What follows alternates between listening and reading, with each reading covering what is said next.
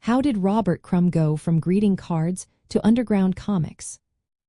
Imagine starting your art career designing funny cards and then suddenly creating comics that challenge society. That's exactly what Robert Crumb did in the 1960s.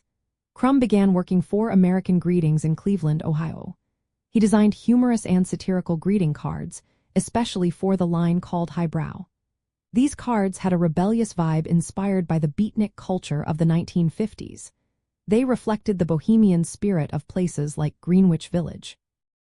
While working there, Crumb sharpened his drawing skills and developed quirky characters that would later define his style.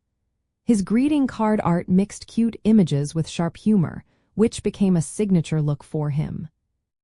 During this time, Crumb met other young artists and bohemians, including Harvey Pekar. This helped him get involved in a countercultural scene that rejected mainstream art and comics. He was unhappy with the limits of greeting card art and wanted to create more personal, provocative work. In 1965, he briefly worked on a humor magazine called Help, edited by Harvey Kurtzman.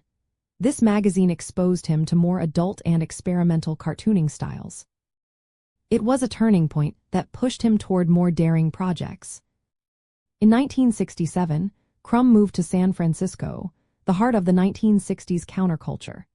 The city's psychedelic scene and the Haight-Ashbury district became a hub for artists and rebels. This move was key because it connected him with the underground comics community.